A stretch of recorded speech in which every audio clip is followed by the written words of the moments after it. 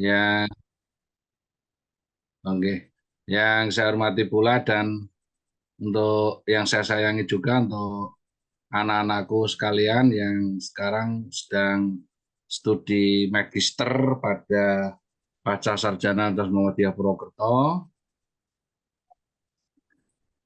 Yang saya hormati pula tim yang mempersiapkan kegiatan ini, termasuk Mbak Winda, Mas Andi. Mbak Winda betul ya, Mbak Winda namanya? Gitu. Oke. Gitu, Pak. Oke, Mbak Winda dari UMS yang banyak bantu mempersiapkan ini semua. Baik, Bapak sekalian, pertama mari kita panjatkan puji syukur kehadirat Allah Subhanahu wa taala karena hanya bersyukurlah kita itu insya Allah bisa bahagia. Kedua, mari kita buka kegiatan visiting profesor yang hari kedua ini dengan ucapan basmalah bersama-sama. Bismillahirrahmanirrahim. Bismillahirrahmanirrahim. Bismillahirrahmanirrahim. Yang ketiga, untuk anak-anakku sekalian yang bisa on kamera atau Bapak Ibu semua yang bisa on kamera ya saya mohon untuk on kamera, kecuali yang karena ada gangguan sinyal atau mungkin putra atau putrinya masih ada yang rewel, ibu-ibu ya tetap off kamera dulu nggak apa-apa. Nanti kalau putrinya sudah nggak rewel, barangkali bapaknya yang rewel ya off kamera dulu nggak apa-apa. Ya Pak Zainal ya, suaminya sing rewel. Oke.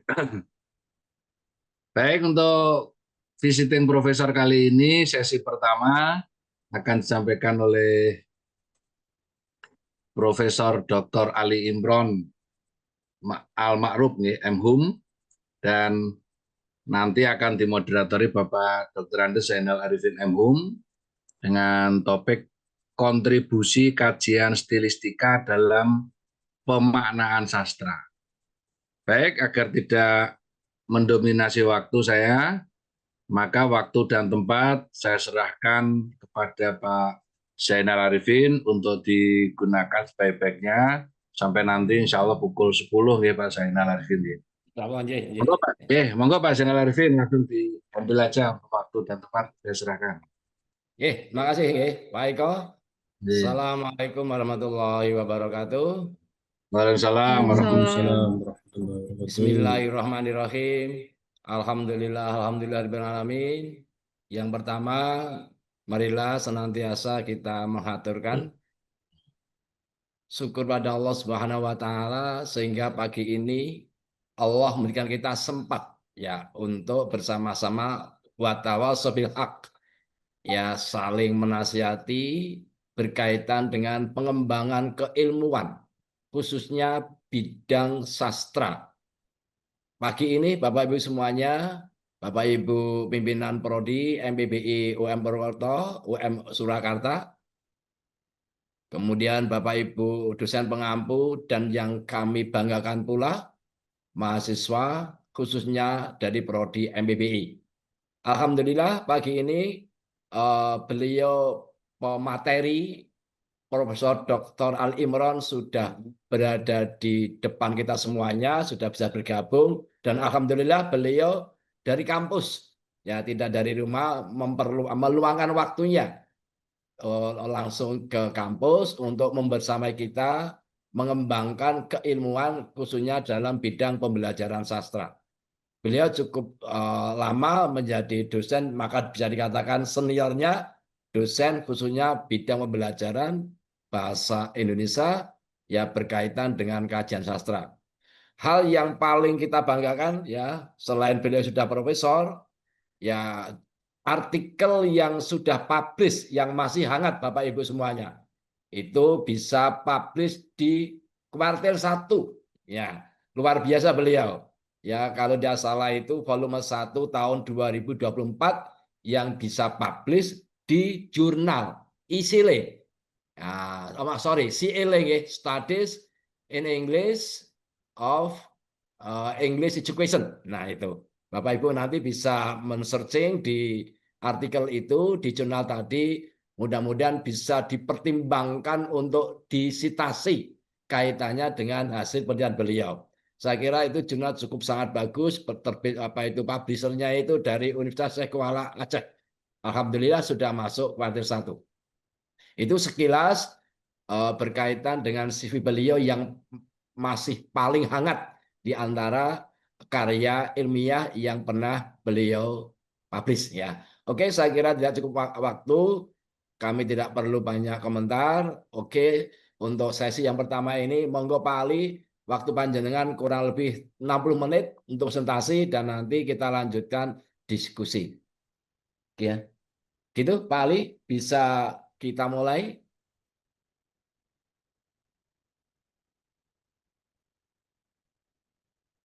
Monggo Pak Ali, sepenuhnya waktu untuk panjenengan kurang lebih 60 menit dan nanti kita lanjutkan sesi yang kedua yaitu sesi diskusi atau tanya jawab. Monggo Pak Ali.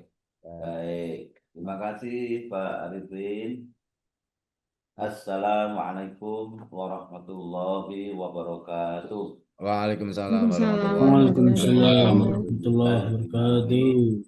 Wa bihi nasta'in wa ala amri dunya waddin. Asyhadu an la ilaha illallah wahdahu la syarika lah, asyhadu anna Muhammadan abduhu wa rasuluh.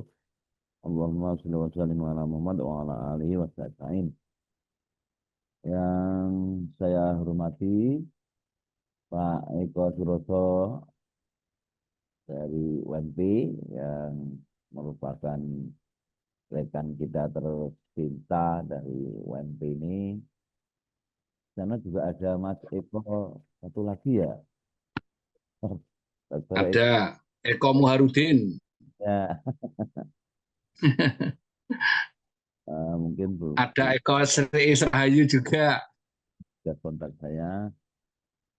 Pak Arifin yang saya hormati pula dan segenap hadirin atau peserta visiting profesor pagi ini.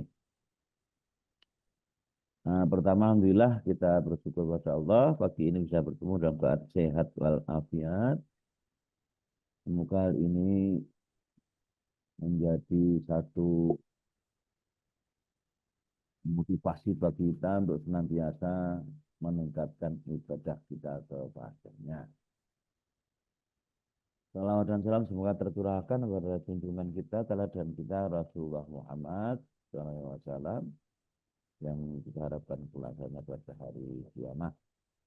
Baik sekalian, saya merasa mendapat kehormatan pagi ini pada acara visiting profesor diminta untuk menjadi narasumber dan topik kali ini sengaja saya ambil tentang stilistika.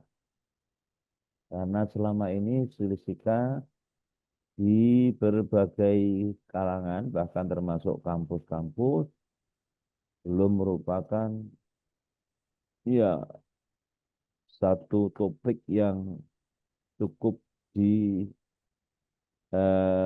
perdalam. Belum banyak teman-teman yang mengkajinya. Padahal stilistika megang peran sangat penting di dalam pemaknaan sastra. Dan yang kedua, mengapa saya pilih topik ini,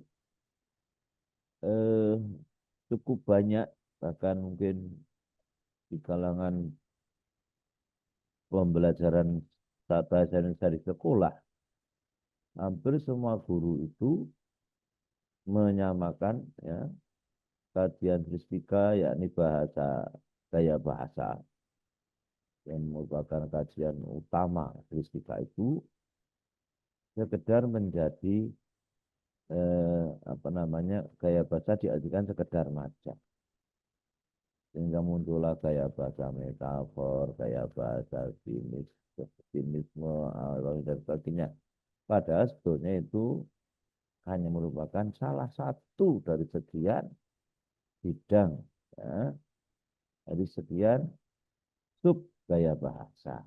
Nah, maksudnya itu cukup disebut majas, metafor, majas, sinisme, dan yang ketiga, Dari pengalaman seminar saya memang belum begitu banyak ya, buku referensi tentang etika ini. Ketika saya menerbitkan buku etika, saya sampaikan kepada kakak senior saya, Mas Burhan Nurfiantoro, dan saya sampaikan juga beberapa teman itu, alhamdulillah kemudian muncul ya buku juga tulis kita ambil sekarang. Demikian pula di UIN tadi Sunan Kalijaga juga muncul sekarang tulis kita. Nah, antaranya melihat apa yang saya lakukan ini. Nah, itulah beberapa latar belakang sekalian. Kenapa topik ini perlu kita bahas. Untuk itu mari kita awali Bapak Ibu. Ya. Sebelum kita mulai, sekalian izinkan saya membacakan sebuah pantun. Ya, Pak Arifin ini suka pantun. Ya, bangunan megah berdinding bata. Bukan. Untuk Muhammadiyah jangan foto diminta. Jiwa raga pun akan ku serahkan. Nah, itu yang pertama. Akan lebih asik tentunya kalau saudara-saudara bisa membuat apa namanya apa tuh membalasnya dengan apa ya ditanggapi dengan kata cakep maksudnya begitu. Tahu diangkat akan ke pulau. Cakep. Cakep, Tahu tak labu. cakep. Sip. Kalau isinya menarik menyentuh kalbu. Nah, ini waktu Cakep. mudanya Pak Arifin nih Pak. Toh. Ya, baik itu untuk pembahasannya. Mari kita masuk sekarang ke intinya substansi. Saudara sekalian, serta saudara yang saya hormati, di kalangan masyarakat umum dan komunitas pelajar SMP, SMA, bahkan guru Indonesia terdapat dua yang memang cukup memprihatinkan. Ini kesalahpahaman tentang gaya bahasa atau style. Gaya bahasa dipahami sebagai majas saja sehingga muncullah gaya bahasa milim, kemudian sebagainya yang tadi saja saya sampaikan. Gaya bahasa lebih luas daripada sekedar majas, sebagai salah satu dari bahasa figuratif atau kias di samping di bahasa dan idiom. Jadi bahasa figuratif, bahasa kias itu ada tiga, yakni majas, idiom, dan peribahasa. Nah, itu kemudian gaya bahasa merupakan bahasa yang sengaja diciptakan dan diberdayakan oleh sastrawan atau pengarang untuk mencapai efek estetik dan efek makna tertentu. Jadi yang namanya gaya bahasa pasti dibuat sengaja oleh pengarangnya. Kalau itu ya karya saya oleh sastrawannya, kalau itu dipakai dalam karya yang lain ya oleh penulisnya dan seterusnya. Tuh. Kemudian sekalian, mengapa begitu penting yang fotogen gaya bahasa itu? Karena struktur novel dan segala sesuatu yang dikomunikasikan lalu dikontrol langsung oleh manipulasi bahasa pengarang. Nah, bahasa ini menjadi alat utama untuk menyampaikan gagasannya di dalam karya sastranya. Dan itu semua tentu dikontrol dengan manipulasi bahasa dalam wujud gaya bahasa. Nah, gaya bahasa nanti akan saya sampaikan di belakang nanti. Bisa gaya bahasa bunyi, terutama pada puisi. Bisa juga gaya bahasa kaitan dengan diksi atau pilihan kata. Bisa juga gaya kalimat, kalimatnya pendek, elip ya, atau mungkin balik. Nah, kemudian mungkin juga menggunakan apa namanya bentuk-bentuk ya, yang berkaitan dengan pembalikan struktur seperti itu ya. Masih ada lagi nanti ada kayak bahasa wacana, kalau itu puisi ada balik, kalau itu bahasa novel dengan paragraf.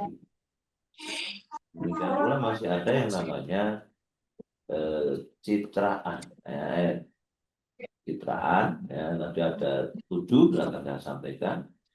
Tidak hanya sekedar kayak citraan audio atau visual, itu juga gerak, masih banyak sampai ada tidak itu.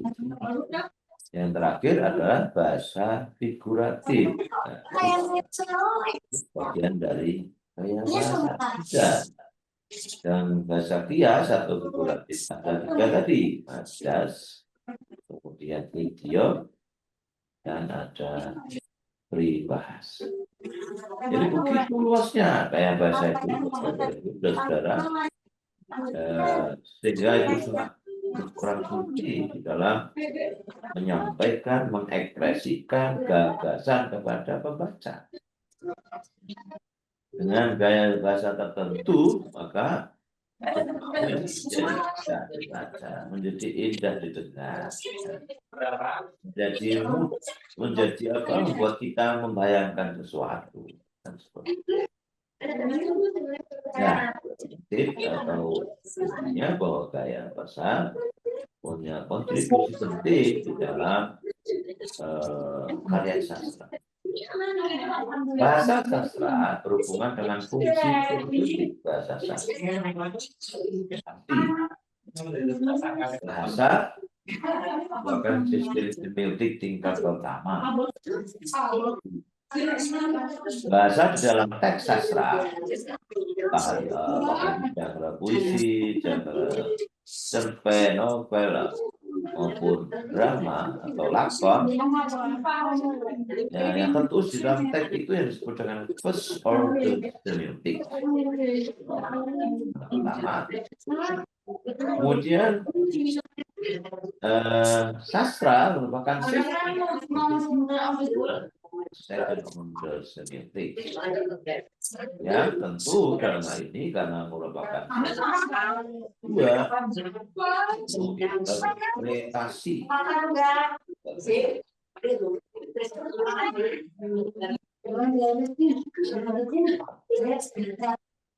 Jadi kalau first order semiotik, yang kita pertama itu baru dalam kajian kebahasaan. Rasanya dulu untuk bisa memahami makna sastra, baru kita menginterpretasikan ada hermeneutik misalnya. Bahasa memiliki arti berdasarkan konvensi bahasa yang disebut meaning, arti. Sedangkan arti bahasa sastra disebut signifikan, makna. Ini berbeda antara arti dengan makna. Dan meaning arti ada signifikan, makna. Ini menurut Tripater. Sebagai medium karya sastra, bahasa sastra berkedudukan sebagai semiotik tingkat kedua dengan konvensi sastra. Jadi seperti saya katakan, untuk bisa memahami makna sastra tentu harus melalui interpretasi dan pendekatan tertentu. Apakah semiotik, apakah psikologi sastra, apakah antropologi sastra, sastra feminin, bisa teks. Intinya harus melakukan interpretasi. Selanjutnya, sekalian, masih pada bahasa sastra, Seperti kita ketahui bahwa bahasa sastra memiliki beberapa ciri khas, ya, bahasa emotif. Nah, sebagai bahasa emotif dan bersifat konotatif sebagai kebalikan bahasa ilmiah yang rasional dan denotatif. Jadi sekali lagi, kalau sastra itu bahasa emotif dan denotatif. Perlu interpretasi, bukan makna yang sebenarnya. Dan bahasa ilmiah itu rasional dan denotatif, harus masuk akal dan memang apa artinya, apa adanya saja itu artinya, maknanya. Bahasa sastra. Selanjutnya, bahasa sastra merupakan bagian yang tak terpisahkan dari dunia makna dan citraan serta suasana yang diciptakan oleh pengarang dalam karya. Seorang sastrawan ketika menuliskan karyanya, dia akan pasti dihadapkan pada persoalan bagaimana agar sampai kepada pembaca. Saya katakan bahwa sastra merupakan sistem komunikasi tanda. Nah, bagaimana sastrawan mengkomunikasikan tanda yang bisa dipahami oleh pembaca, dalam hal ini sebagai alat ekspresi, maka dimanfaatkanlah gaya. Ada gaya bahasa yang memang setelah sekedar memanfaatkan saja, ya teori-teori, ya gaya bahasa. Tapi ada pula sastrawan yang kreatif yang membuat atau menciptakan gaya bahasa. Itu bukan mengikuti, itu menciptakan. Seperti Ahmad Tohari itu, beliau sangat, ya, Kang Ahmad Tohari kan dari Banyumas, Pak Iko tentu tahu persis, beliau kaya sekali dengan gaya bahasa ciptaan. Demikian pula Ayu Utami, ya, muda yang berdekat itu. Banyak juga itu gaya bahasa yang diciptakan. Nah, itulah maka kemudian nanti muncul ada gaya bahasa umum, ada gaya bahasa yang khusus. Artinya khusus itu memang ciptaan si pengarang itu sendiri.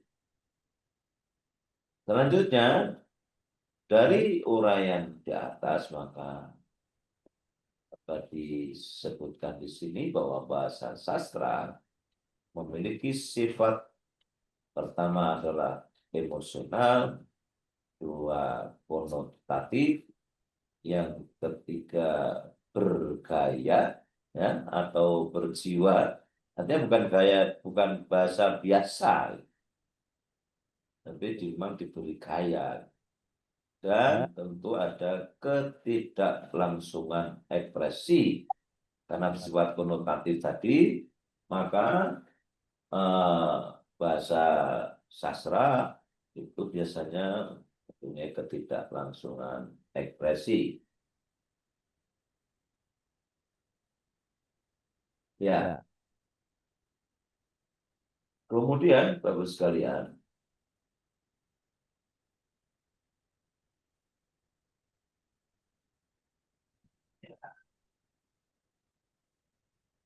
ya, apa itunya emosional, konotatif, bergaya, ekspresi itu? Mari kita kaji satu persatu.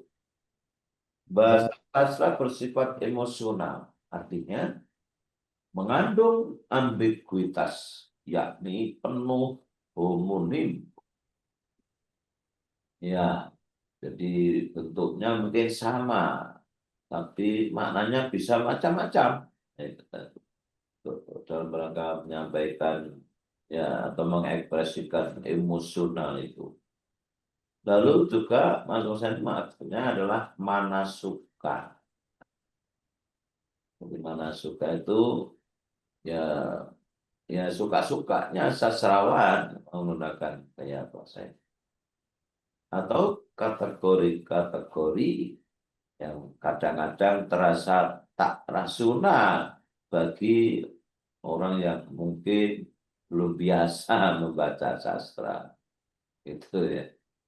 Misalnya dalam novel atau trilogi novel Ronggeng buku kalau Kang Ahmad Tohari itu di sana misalnya ada apa namanya bagaimana seorang gadis yang bernama Slipdale, tokoh utama novel itu, walaupun dia belum hamil ya, atau juga belum punya anak, tapi ketika begitu dia sangat dekat dengan bayi, ya, dia begitu sayang itu bayi orang lain, maka dia bisa mengeluarkan ASI. Kadang-kadang kan tapi itulah justru di situ kita lalu membayangkan, itulah kelebihan sastra. Di sini harus dipahami bahwa realitas dalam dunia teks itu bersifat imajinatif, sedangkan dunia teks sastra tentu berbeda dengan dunia nyata yang merupakan kenyataan dalam dunia yang betul-betul konkret. Maka tentu berbeda. Oleh karena itu, di dalam sifat emosional ini kita bisa meresapi peristiwa sejarah, kenangan, asosiasi-asosiasi. Itu yang pertama. Yang kedua, konotatif.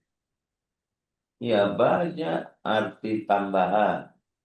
Jauh dari hanya sekedar bersifat referensial.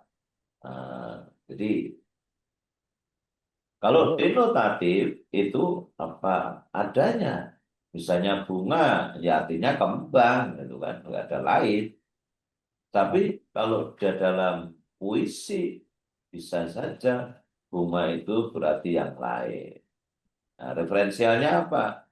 Oh, mungkin gadis bisa gadis yang menjadi apa namanya kembang desa, misalnya seperti itu. Bisa juga yang berarti kekasih, ya kan? Dia bunga hatiku, nah, misalnya begitu. Nah, ini teman saya Pak Arifin waktu pacaran merayu ceweknya kan gitu. Engkaulah bunga hatiku. Dia tertawa nih Pak. Ya, masih banyak yang lain. Tapi kalau misalnya matahari itu juga bisa. Di matahari kalau denotatif ya sang surya, gitu kan, yang menerangi dunia. Tapi matahari dalam bahasa sastra, entah itu puisi atau prosa, bisa bermakna yang lain. Mungkin dia artinya adalah pelita hati. Misalnya sebuah kalimat, engkaulah matahari yang selalu menerangi ruang pikiran dan hatiku. Nah, seperti itu konotatif. Ya, selanjutnya bergaya. Bergaya biasanya digunakan secara khusus untuk menimbulkan efek tertentu, khususnya efek estetik. Nah, itu ya, biasanya sastrawan itu pandai membuat gaya yang bahasa yang bergaya itu. Entah dia memanfaatkan gaya bahasa yang sudah ada, bisa juga dia menciptakan sendiri secara kreatif. Ya, Rendra, Ahmad Tohari, ya, kemudian Joko Pinurbo, itu banyak sekali gaya bahasa ciptaan. Yang berikut adalah ketaklangsungan ekspresi. Nah, ini yang harus dipahami. Ya, puisi itu, ya, ekspresinya tidak langsung biasanya.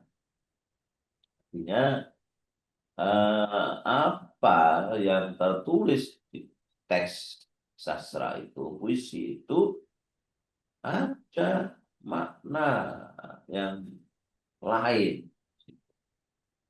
Nah, sehingga kita harus pandai-pandai, harus cerdas menginterpretasikan setiap diksi yang dipilih oleh sastrawan. Nah, itu yang saya kira di situlah kelihayan sastrawan dibanding penulis-penulis yang lain. Ya, kalau penulis-penulis ilmiah biasanya nggak begitu banyak menggunakan gaya bahasa itu. Paling-paling ya apa namanya paralelisme, ya diulang. Yang lain juga banyak. Itu sekalian sifat bahasa sastra. Berikut masih dalam pengertian ketaklangsungan ekspresi, ya.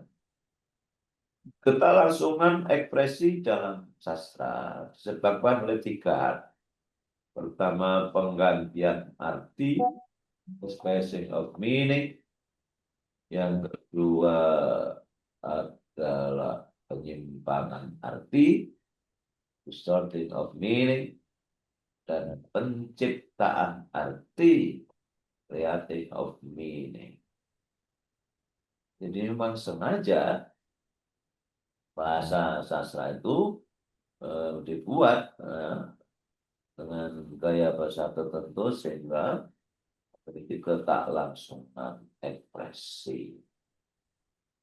Jadi penggantian arti dilakukan dengan penggunaan metafora dan metonimia misalnya. Ya. Jadi banyak dalam puisi dibuat oleh sastrawan penggantian arti itu. Kemudian penciptaan arti adalah pengorganisasian ruang teks, khususnya puisi, untuk menciptakan arti. Misalnya berupa nyambeman, rima, tipografi, dan pemulung atau persejajaran baris. Jadi di dalam puisi kalau ada tipografi tertentu itu Pak punya makna tertentu. Contoh, Sutarji Kalsumpahri misalnya, dan sebuah puisinya itu apa namanya, yang bercerita tentang pernikahan, ya, kemudian jadi cinta, kemudian pernikahan.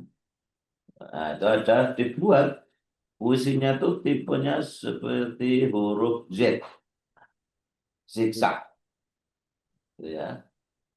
Itu pasti punya makna tertentu sesuai dengan teks yang ada di situ. Nanti lain waktu bisa kita bahas. Demikian pula ada sebuah puisi ditulis dengan bentuk tipografi seperti apel. Itu tidak punya makna tertentu. Itu ya karena lewat tipografi, bisa juga lewat gambar, pemulung dan seterusnya.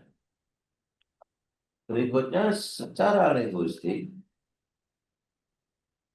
hal itu tidak memiliki arti, tetapi dalam karya sastra hal itu memiliki makna tertentu.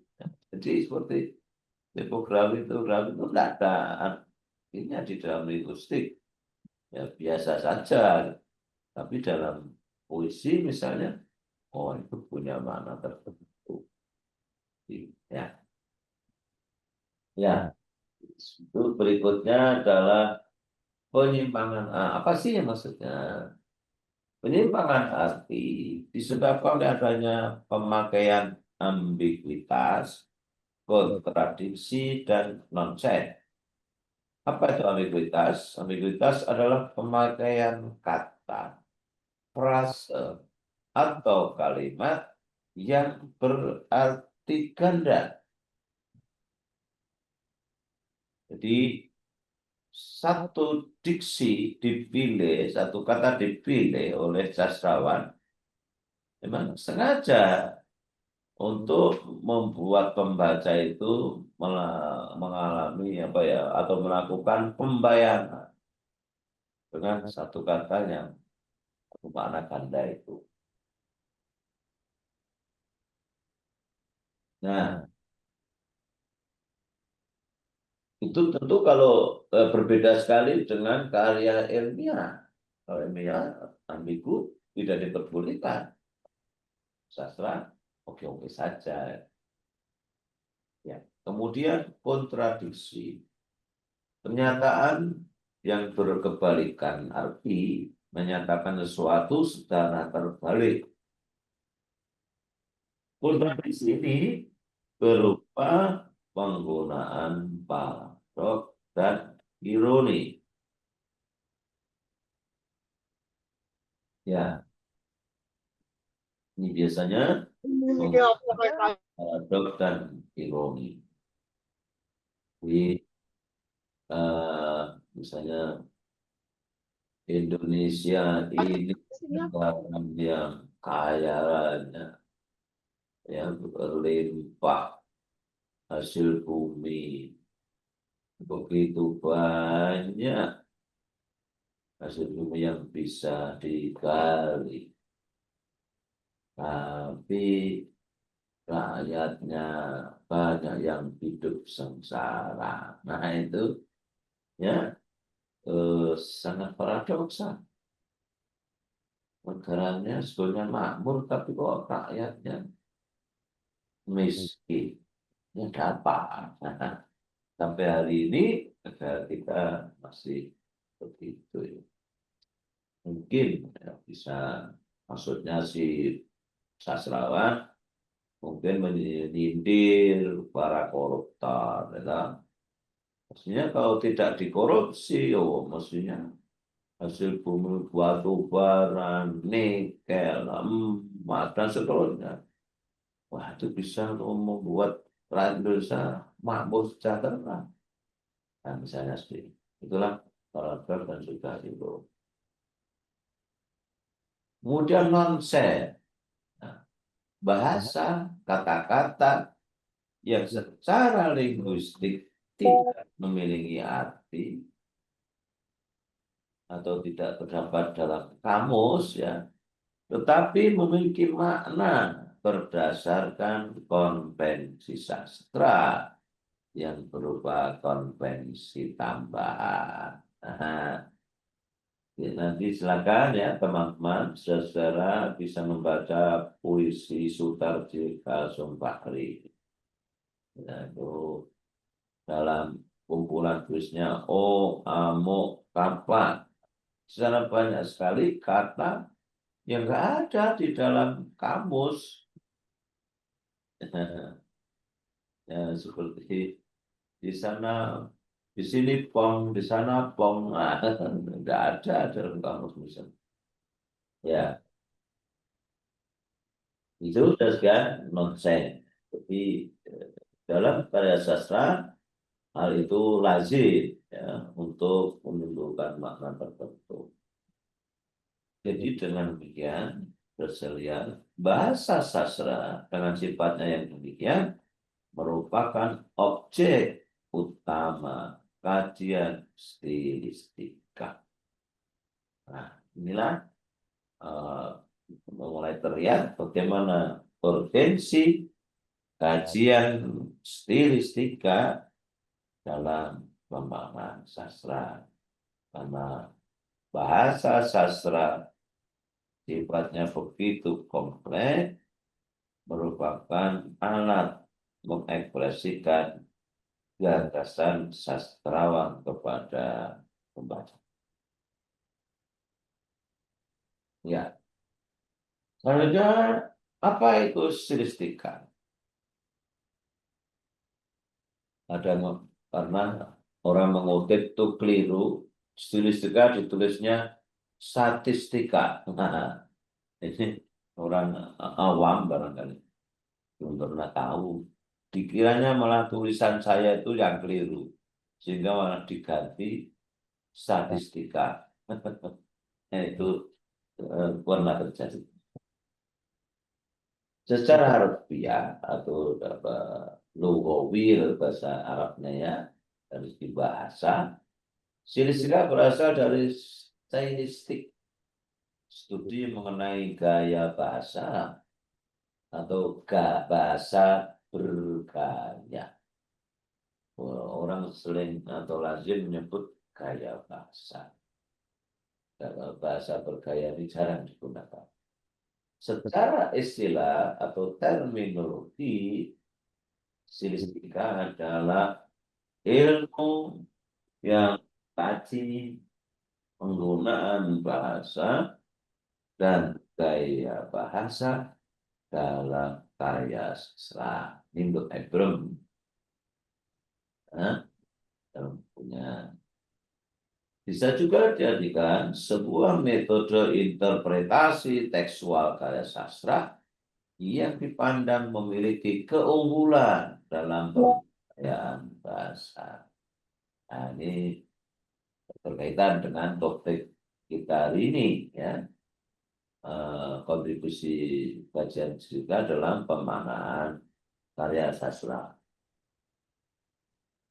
Lalu yang ketiga, stilistika bisa diartikan kajian untuk menentukan seberapa jauh dan dalam bahasa yang digunakan pada sastra memperlihatkan adanya penyimpangan dan penggunaan tanda-tanda linguistik untuk mencapai efek khusus. Jadi sekali lagi, gaya bahasa sengaja dimanfaatkan atau diciptakan sastrawan, kadang bahkan melihatkan penyimpangan arti, dan juga menggunakan tanda-tanda linguistik untuk mencapai efek khusus. Dalam ini apa? Efek estetik dan efek makna. Itulah saat.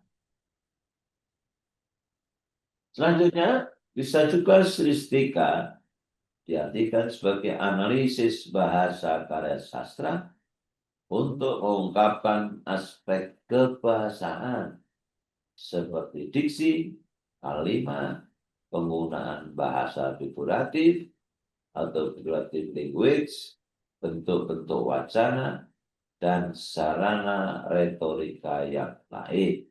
Menurut Gordon, belum. Jadi stilistika begitu luas, ya. Ini terlihat bukan hanya majas. Nah, sini ada diksi, kalimat, dan juga bahasa hias yang tadi sudah saya sampaikan. Ada majas, idiom, dan peribahasa. Di samping bahasa sastra itu bisa berubah adanya gaya bunyi, diksi, citra. Nah, yang kedua, stilistika tidak hanya mengkaji gaya bahasa dalam karya sastra, melainkan juga studi gaya bahasa dalam bahasa umumnya, meskipun fokus perhatiannya pada bahasa karya sastra yang paling sadar dan kompleks menurut jurnal. Ya, luas ya, stilistika tidak hanya pada karya sastra, bisa juga dipakai oleh para akademisi, ya, walaupun dalam faktanya tidak banyak. Tapi akademisi sastra, nah, mestinya bisa lah memakai atau memanfaatkan gaya bahasa itu. Yang keenam, ilmu interdisipliner yang memadukan linguistik dan kesusastraan. Nah, menurut Buddha Laksana. Karena itu, sekarang mulai banyak tesis, disertasi untuk meraih gelar doktor yang memang melakukan yang di dalamnya mengkaji gaya bahasa dalam karya sastra, baik itu puisi maupun prosa atau lakon. Nah ini ya, dan saya termasuk salah satu orang, ya, akademisi yang melakukan kajian stilistika itu, karena saya tertarik gaya bahasa ini sangat kental di dalam karya sastra, dan itu juga perlu dikaji dari aspek linguistiknya, gitu. Nah, maka sering juga stilistika disebut sebagai ilmu interdisipliner antara linguistik dengan kesastraan, atau bahkan sering juga disebut linguistik terapan. Nah, yang kaji bagaimana penggunaan linguistik atau gaya bahasa ini di dalam sastra. Nah, ini cukup menarik saya kira kajian seperti itu. Dengan demikian bisa disimpulkan bahwa stilistika ilmu adalah ilmu yang mengkaji wujud seluruh pemberdayaan potensi bahasa, keunikan dan kekhasan bahasa dalam karya sastra dengan mempertimbangkan aspek estetiknya. Ya, jadi itu dari situ kita bisa juga melanjutkan atau mengembangkan stilistika merupakan proses menganalisis karya sastra dengan mengkaji unsur-unsur bahasa sebagai mediumnya, sehingga terlihat perlakuan sastrawan terhadap bahasa dalam rangka menuangkan gagasannya. Nah, saya kira tentang stilistika atau pengertiannya cukup. Mari kita lanjutkan dengan gaya bahasa itu sendiri. Tadi sudah saya sampaikan, stilistika adalah ilmu yang mengkaji gaya bahasa. Nah, apa itu gaya bahasa? Pertama, misalnya Abram, cara pemakaian bahasa dalam karangan, di mana pengarang mengungkapkan sesuatu yang akan dikemukakan. Berbeda sedikit dengan Lee dan Short, gaya bahasa menyerang pada cara pemakaian bahasa dalam konteks tertentu oleh pengarang tertentu untuk tujuan.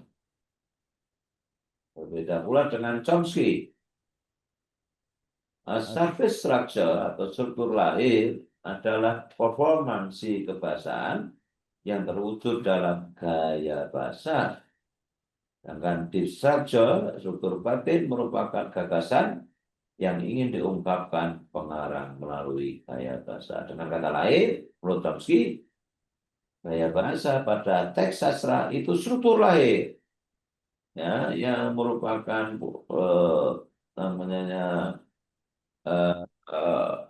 bahasa yang secara lahiriah itu terbaca. Jadi maknanya itu merupakan struktur lahir, di mana ada tersurat dan tersirat. Gaya yang tertulis dalam teks itu tersurat, sedangkan maknanya itu tersirat yang harus digali oleh pembaca. Ya, sedangkan kode sirab dari bahasa itu cara pengungkapan pikiran melalui bahasa khas yang melihatkan jiwa dan kepribadian. Nah, itu sekalian. Nah, sebelum saya akan menyampaikan bagaimana peran pemaknaan peran kajian gaya bahasa dalam pemaknaan, sampaikan dulu bahwa gaya bahasa diciptakan dengan sengaja oleh pengarang melalui foregrounding, defamilisasi, dan deotomisasi. Foregrounding artinya pemberdayaan segenap potensi bahasa dengan mengeksploitasi dan memanipulasinya agar tercipta bahasa yang unik dan khas, inovatif, serta inkonvensional yang tidak biasa ditemukan dalam bahasa yang lain. Sedangkan defamiliarisasi, sesuatu dibuat tidak familiar, tidak biasa, tidak dikenal, bahkan tidak mengikuti konvensi, sering melanggar konvensi termasuk tata bahasa. Yang ketiga, deotomatisasi. Hubungan antara lambang dan makna tidak secara otomatis jika perlu dengan melanggar konvensi bahasa. Nah, dengan benar maka bisa diperhatikan sini bagaimana hubungan gaya bahasa, ekspresi, dan gagasan. Jadi gagasan yang dicipta oleh pengarang, kemudian itu diekspresikan dengan gaya bahasa. Nah, maka ada gagasan, pengarang, ekspresi, gaya bahasa ini berhubungan erat. Nah, selanjutnya fungsi gaya bahasa ada banyak alat untuk meninggikan minat atau selera pembaca terhadap karya sastra, alat untuk mengaruhi, meyakinkan pembaca, alat untuk menciptakan keadaan perasaan hati, kesan baik, buruk, senang, benci, dan seterusnya, dan juga alat untuk memperkuat efek terhadap gagasan pengarang. Nah, itu kemarin saya sampaikan di sini. Jadi dengan demikian bidang kajian stilistika ini paling tidak ada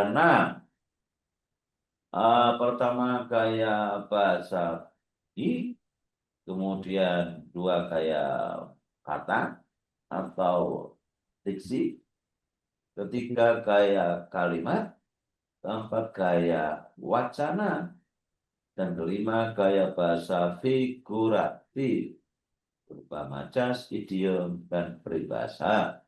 Dan yang keenam adalah gaya citraan. Jadi ini jelas, saudara, gaya bahasa bukan hanya majas.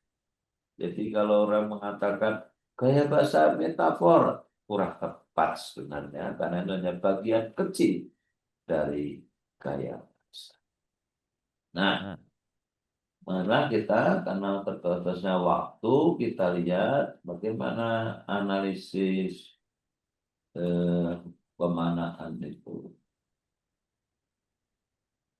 Nah, jadi sekalian, kalau saudara tertarik untuk melakukan kajian sastra dengan menggunakan kajian stilistika, ada 2 jenis di sini. Jadi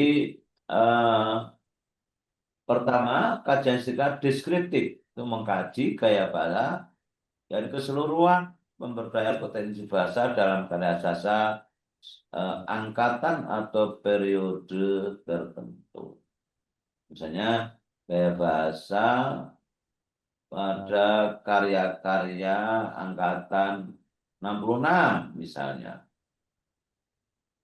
Kemudian yang kedua, kajian stilistika genetik, mengkaji gaya sastra seorang pengarang saja sebagai gaya khas pribadi, melacak visi batin seorang pengarang dalam karyanya. Misalnya majas pada puisi Tuhan Kita Begitu Dekat, karya Abdullah Diwen. Nah, terakhir, analisis makna sastra melalui kajian stilistika. Kajian stilistika karya sastra merupakan metode analisis sastra dengan menerapkan teori-teori linguistik. Hadis ini sangat jelas. Kalau kita mau memanfaatkan kajian tentu kita juga harus menguasai juga linguistik.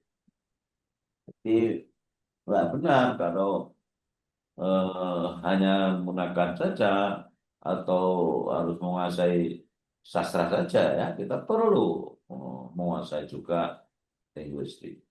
Jadi kajian sisi kata sastra memberikan kontribusi berharga bagi studi linguistik, yakni dapat menggantikan kritik sastra yang sering dipandang subjektif dan impresif dengan analisis gaya bahasa teks sastraan yang lebih bersifat objektif dan ilmiah. Analisis dilakukan dengan mengkaji berbagai bentuk dan tanda-tanda linguistik yang menggunakan pengarang seperti terlihat dalam struktur lahir atau subject structure sebagai bentuk ekspresif karya sastra yang mengandung deep structure dan mengikuti Chomsky. Nah, sebagai contoh, ini misalnya ini sebuah artikel pada jurnal kajian seni budaya. Saya pernah menulis dimensi stilistik dalam stilistika puisi Tuhan kita begitu dekat, karya Abdullah. Satu puisi kita kaji dengan stilistika, ya, jadi satu artikel yang bisa dijelaskan bagaimana unsur stilistik bisa disampaikan. Nah, ada beberapa teori yang bisa digunakan makna sastra dengan gaya bahasa ini. Yang paling sering adalah metode pembacaan model semiotik yang meliputi pembacaan heuristik dan hermeneutik. Heuristik itu dalam tataran kebahasaan, semiotik yang pertama, dengan hermeneutik dengan menginterpretasi berdasarkan konvensi sastra, bacaan semiotik tingkat kedua. Setelah itu, sekalian, sebagai contoh, misalnya, ya.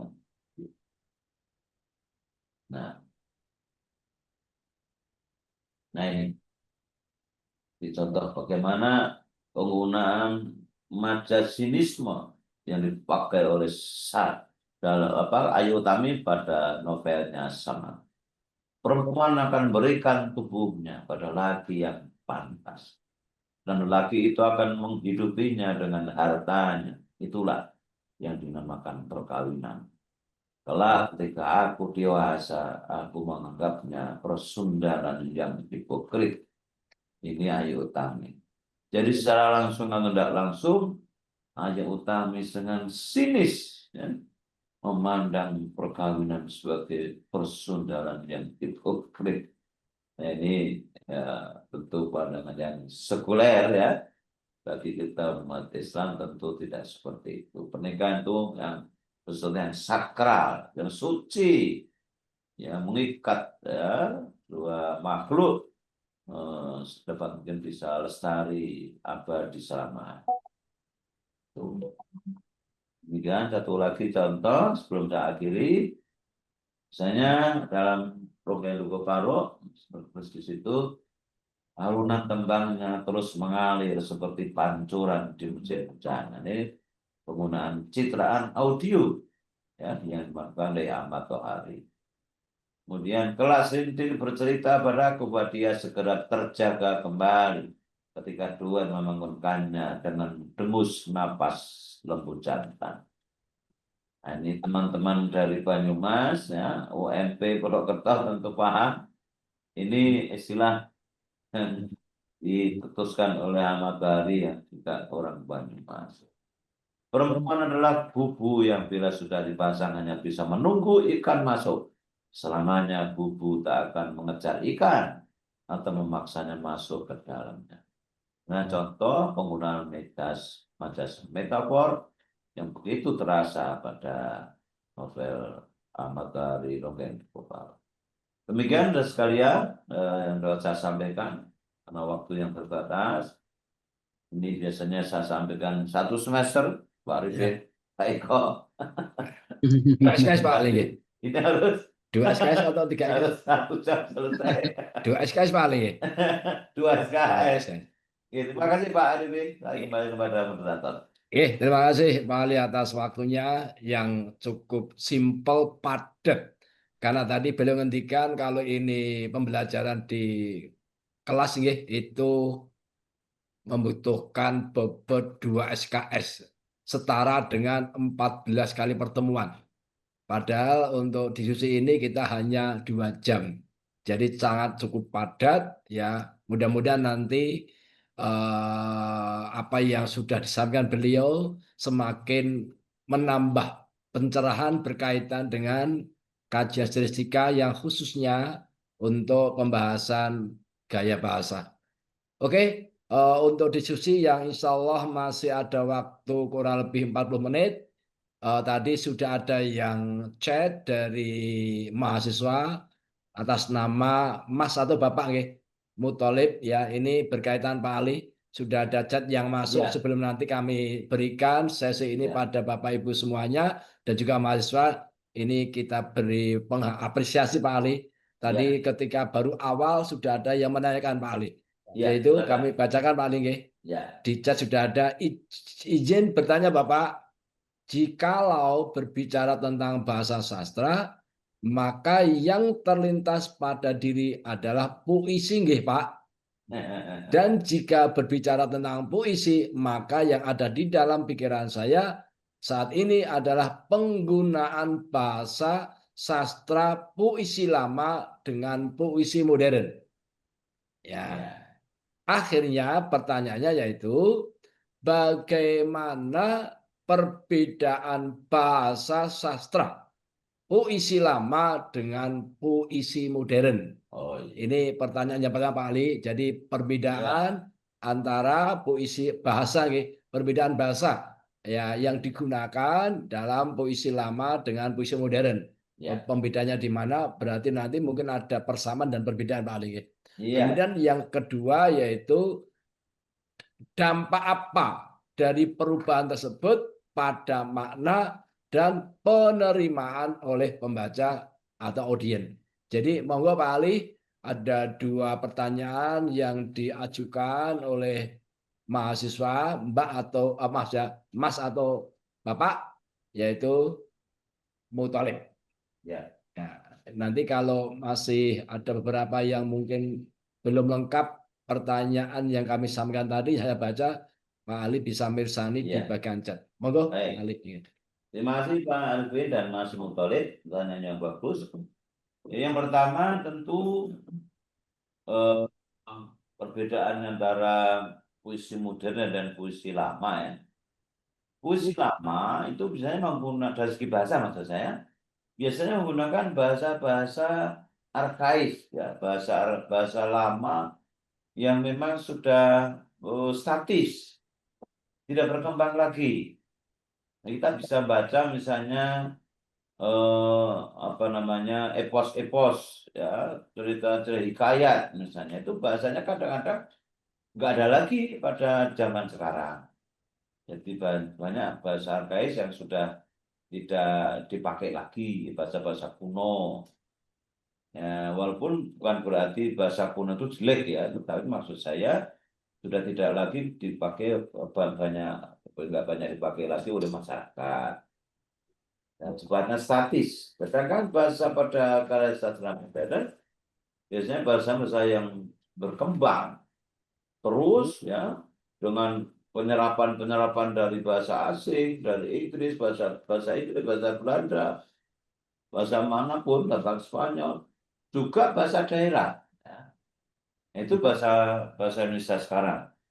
Karena itu kita tahu bahwa kamus KBBI, ya, kamus bahasa Indonesia baku itu terus berkembang. Nah, kamus baku itu bahasa Indonesia itu terus berkembang.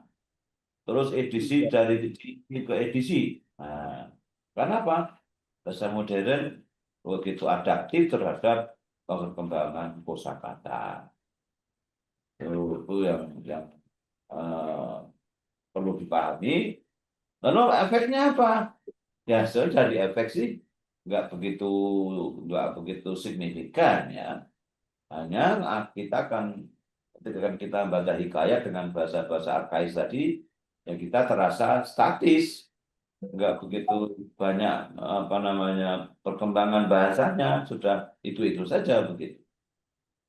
Sehingga kalau ada kata-kata yang sudah nggak lagi dipakai, kita perlu mengenitkan ini maknanya apa ya begitu. Nah ini kadang-kadang begitu. Berbeda dengan bahasa modern yang lebih mudah bisa kira dipahami karena lazim dipakai masyarakat kita. Begitu Mas Muthalib, terima kasih. Ya.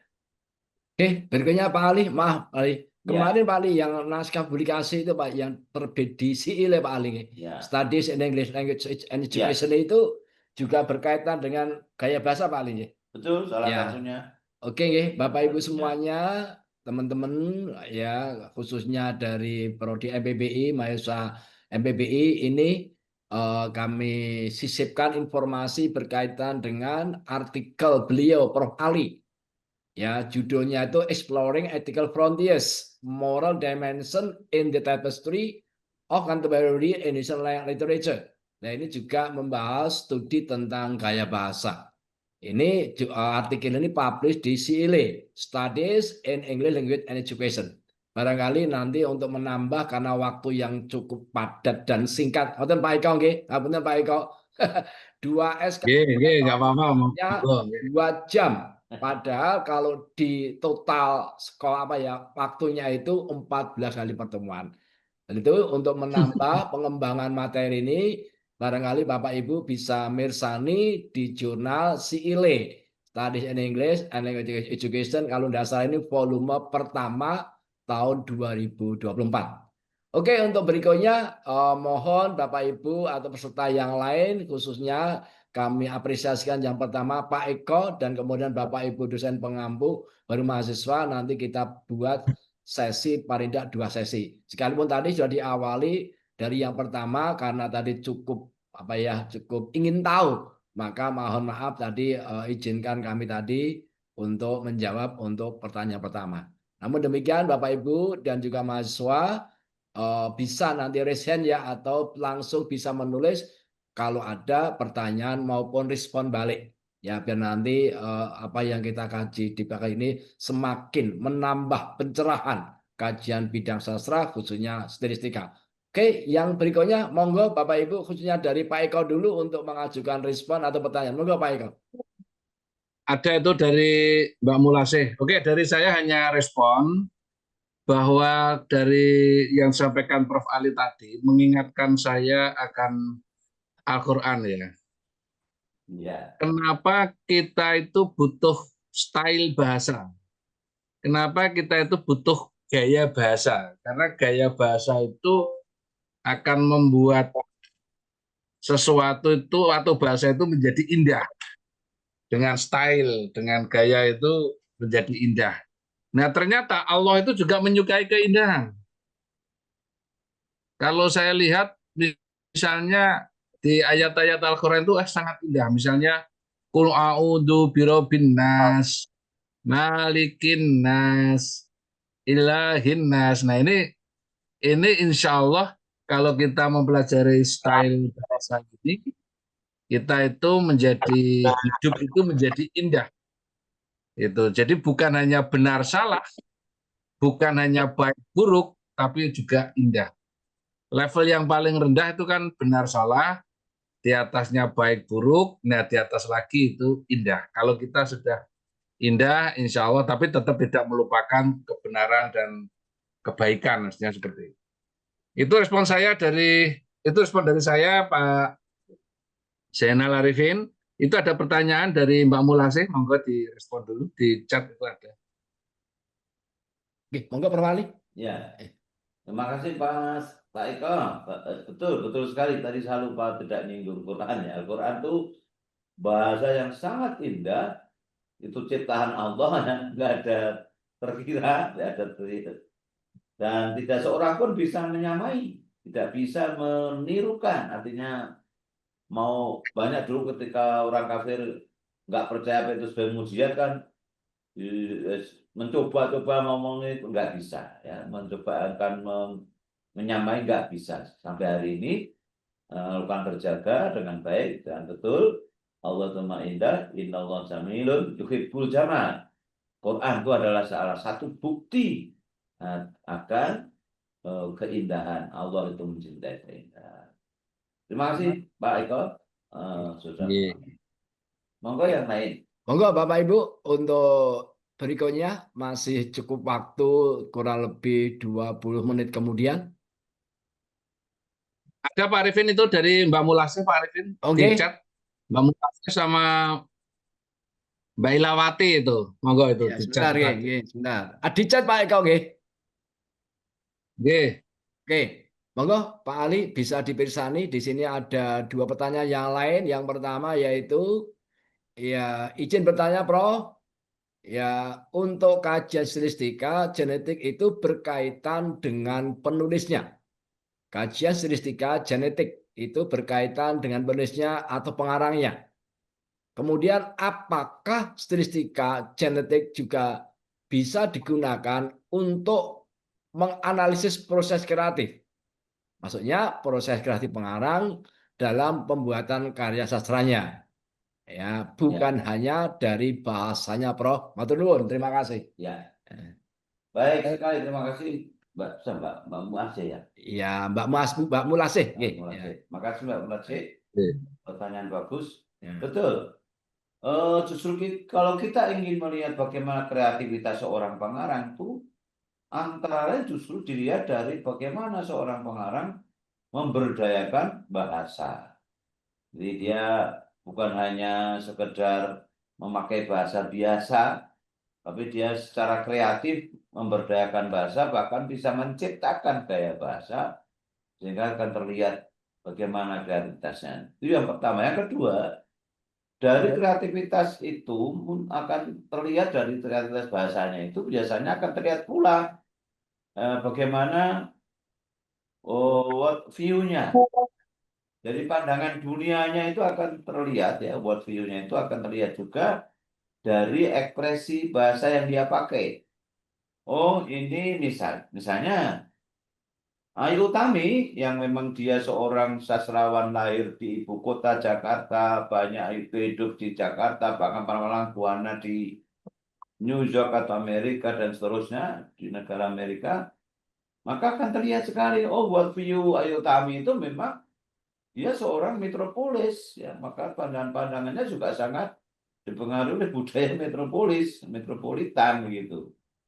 Sedangkan Kang Ahmad Tohari yang orang Banyumas asli, ya, walaupun cukup lama di Jakarta, ketika menjadi wartawan dan penulis, akhirnya kembali ke rumah di Banyumas, maka dia dalam tulisannya terlihat world view-nya memang world view agraris. Karena lahir dari masyarakat desa yang kaya akan flora dan fauna, sehingga dalam karya-karyanya entah itu cerpen, novel, begitu indah dia mengekspresikan keindahan desa, ya, dengan flora, dengan faunanya, burung-burung, tumbuh-tumbuhan, bunga-bunga, ya. Itu saya lihat begitu saya terus terang terkesan dengan bahasa Kang Ahmad hari ini, ya. Itulah di world view-nya itu terlihat di dalam karyanya lewat bahasa ini. Jadi betul kreativitas itu akan juga terlihat dari penggunaan gaya bahasa. Begitu Mbak Mulase ya.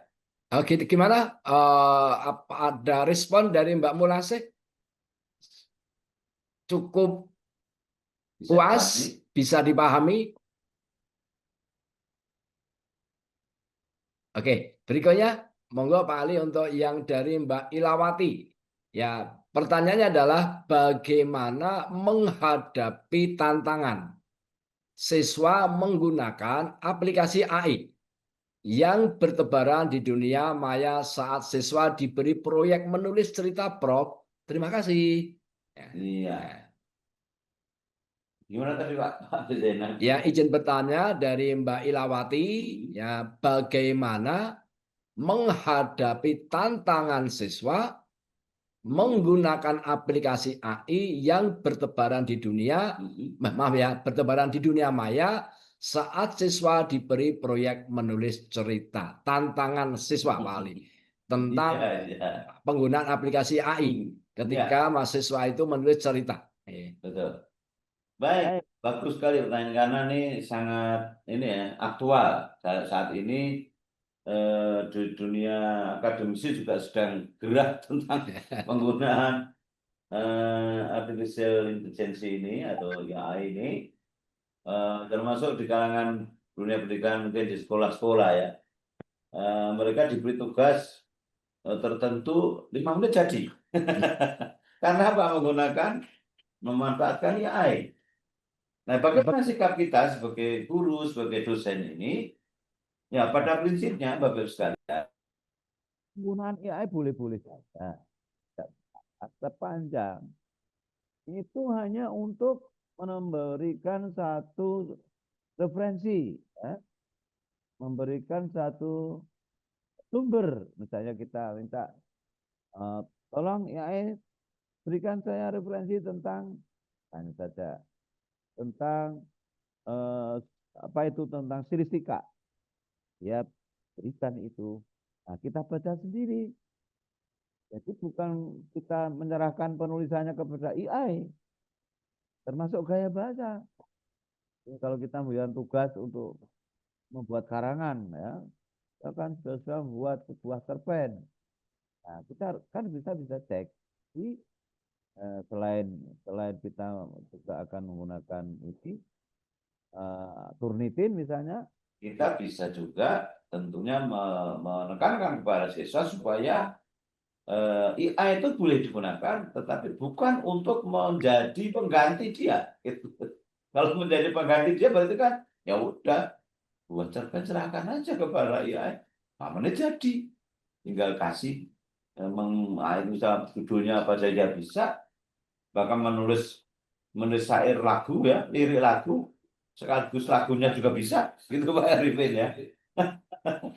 Nah, maka disinilah kita harus pandai-pandai sebagai seorang guru dan dosen untuk menyeleksi betul penggunaan AI ini dengan benar, ya. Tapi disalahgunakan malah menjadi pengganti dirinya, sehingga dirinya tidak menjadi kreatif, malah mati, ya, karena semuanya diserahkan kepada AI. Kalau dulu apa-apa kan serahkan Mbah Google, sekarang sudah berubah, apa-apa serahkan ya BI ya gitu sekarang. Ini Bu, saya kira begitu. Terima kasih pertanyaan bagus. Saya sendiri terus terang menerapkan itu ya di dalam perkuliahan. Silahkan Anda mau memanfaatkan, tapi sekali lagi tolong hanya untuk mendapatkan referensi. Misalnya Anda mendapatkan referensi dari jurnal ilmiah terakreditasi, SINTA, jurnal ilmiah bereputasi, Scopus. Nah, ya, jadi bukan diminta untuk membuatkan karyanya, bukan, tapi sekedar memberikan beberapa referensi yang tahu. Demikian Pak Arifin, terima kasih.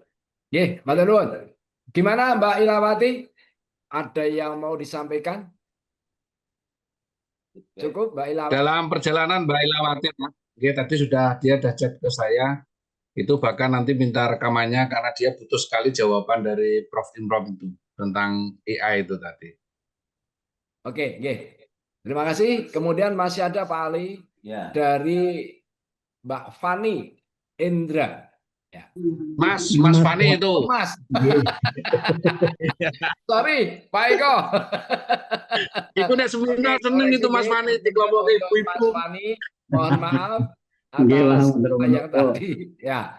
Oke, untuk Mas Fani, ini Prof, pertanyaannya dalam konteks pembelajaran sastra di sekolah. Ya, ini kaitannya dengan pembelajaran. Sejauh mana pemahaman tentang gaya bahasa, misalnya metafora, dapat atau mampu meningkatkan kemampuan berpikir kritis terhadap teks sastra. Ini memang namanya bagian dari profil lulusan yang sekarang muncul. Di sana ada namanya karakter berpikir kritis atau bernalar kritis. Monggo Pak Ali, kaitannya nanti teks sastra. Nah, terima kasih Mas Mas Fani. Mas Fani, Mas Fani Indra ini.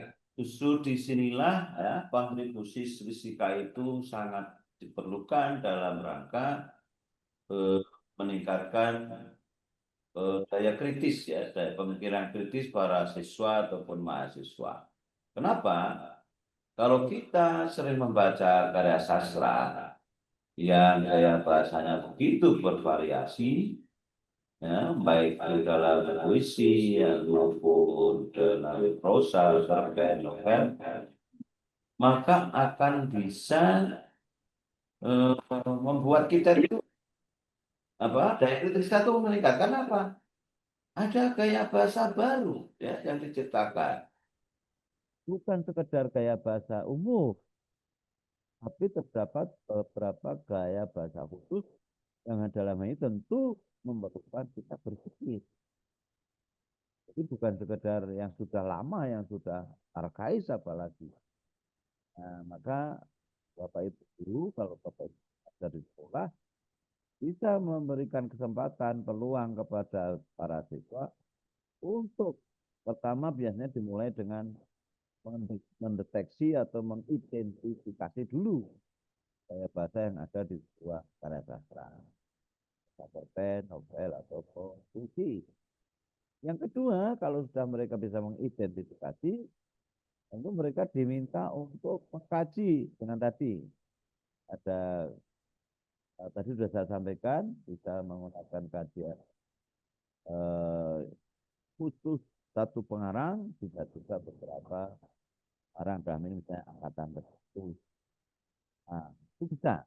Jadi katakanlah misalnya seseorang para siswa diminta untuk mengkaji sebuah puisi aja, kalau usah baca.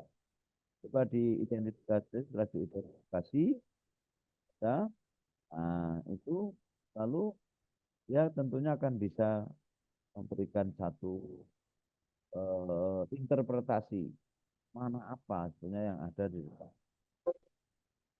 buku itu.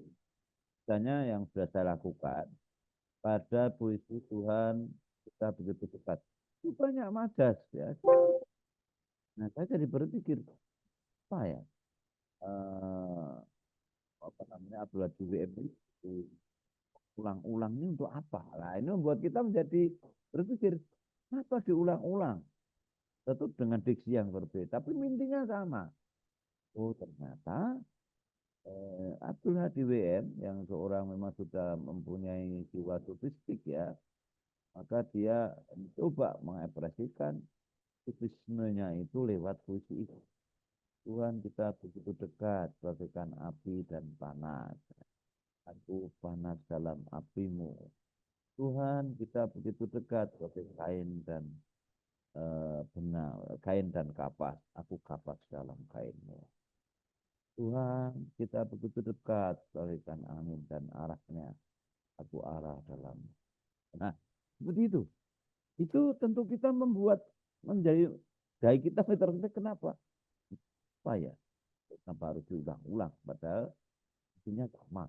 Oh, ternyata menurut kalian itulah gambaran sebuah untuk sufistik.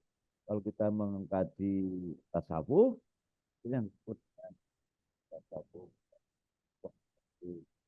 wujud. Satunya antara makhluk. Akolik. Nah, sedangkan yang lain namanya wahdatu juhud. Sekedar kedekatan, tapi tidak bisa bersatu. Kalau tadi kan kita begitu dekat, gitu kan, dan api kan. Kain dengan kapas kan jadi satu kan, api dengan panas jadi satu. Ada juga yang wahdatu itu sekedar sangat dekat tetap ada tirai. Nah, itu salah satu contoh. Kajian gaya bahasa, pelajaran gaya bahasa akan bisa menimbulkan daya kritis. Tidak sebagai itu Fani dan Pak Arwin.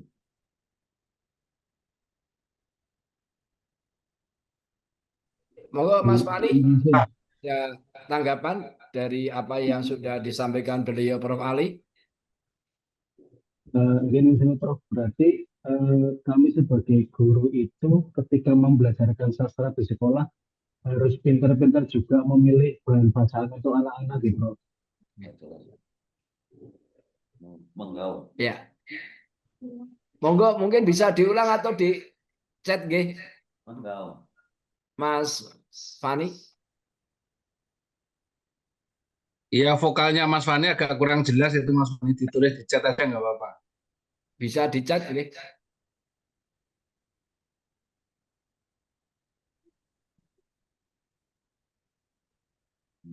Banyak ruangnya apa-apa. Oke, sambil menunggu Mas Fani. Barangkali ini ada Mbak Laili ya. Alhamdulillah, mudah-mudahan tidak salah saya menyapanya karena ada fotonya. Nampaknya ini yang wanita ini. Mbak Laili mungkin Betul ada ya yang mau itu. disampaikan.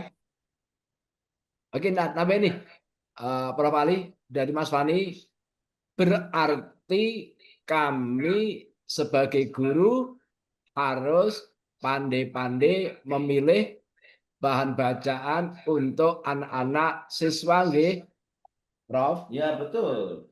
Tentu kita kalau menjadi guru ini kan harus mempersiapkan segala semuanya ya, segala sesuatunya termasuk bahan ajar.